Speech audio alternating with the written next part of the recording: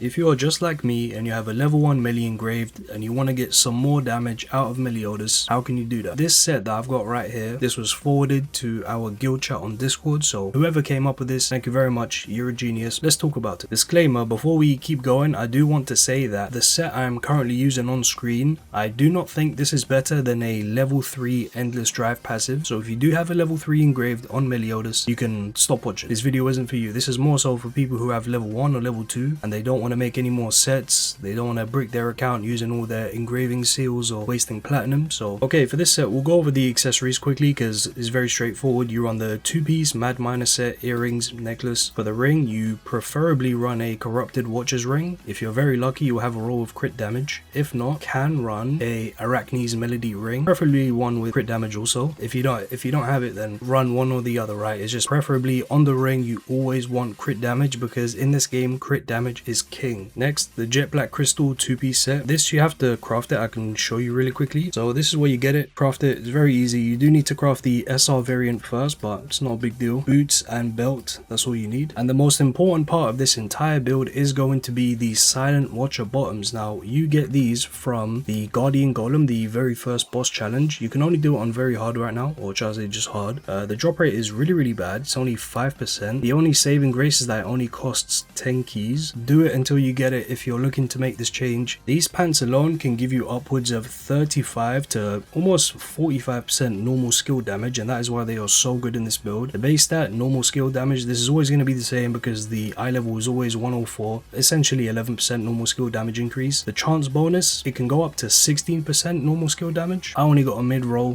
so 11.7 is what I have. And the passive, at level 1 it's only 10% normal skill damage, level 2 is 12.5, and level 3 is 15%. You might see this and think 10% chance, that's really bad. However, this counts every single instance of damage the boss takes. So when you use Meliodas E and he jumps around and does a million hits, every time you press E you're almost guaranteed to trigger this, which is really nice because it means that, you know, you go in with Meliodas, you tag in QE. If you don't get it on your first E, which is probably going to be really unlikely, you'll definitely get it on the second, and that'll give you an extra 10% normal skill damage. So as I said, with this you're looking at minimum 33% plus, maybe even more if you high roll the chance base bonus and you get a level 2 or 3 passive. And then finally, the last piece of the build, the Gallant top. I do think the level 3 is mandatory for this. I'm pretty sure if you're in endgame you've probably ran Gallant a bunch of times, so check your box. You very well might have a level 3 already. You'd also really want to get a high crit chance roll as well, and the passive on this is actually really good. Using the tag skill increases crit chance by 20% for 10 seconds, also increasing crit damage by the crit chance exceeding 80%. So before you tag in with Meliodas, you want to have enough crit chance in your build and through stuff like Daisy's engraved, for example, which I only have level 1, unfortunate. Level 3 is 10% crit chance, which is really nice. If you have 80% crit chance and you trigger this, you're going to get 20% crit chance, and then you're going to get 20% crit damage as well. You're getting double value. You're getting 20% crit chance, 20% crit damage. It decreases your defense by half, which sucks because technically if you was to get hit by the boss whilst the energy release is up, it's only up for 10 seconds, but while it's up, the boss hits you while this is active, you're going to take a lot of damage. But why are we running this set? What we're doing here is essentially, if you have a engraved with only level 1 or 2 passive, the level 1 is 25% additional damage when you use the normal skill, the level 2 is 35%. We can replace this for basically a bunch of substats. We're getting a ton of crit damage, a ton of crit chance, and we're getting so much normal skill damage that you can actually gain a lot more consistency because you're going to have a lot more crit chance. You might have more crit damage depending on your engraving bonus, but more importantly, all the normal skill damage buffs you get from this set can actually lead to doing more damage than the level 1 or 2. At level 3, I'm pretty sure that the level 3 is a little bit better because at the end of the day on the engraved you can roll, like you can see mine's level 1, but the engraving bonus is actually really decent, you know. So for me the difference wasn't that huge, but the biggest difference is in consistency. When you run this set you will crit the boss so much more often, especially, you know, you're running Daisy, you're running Hauser, reducing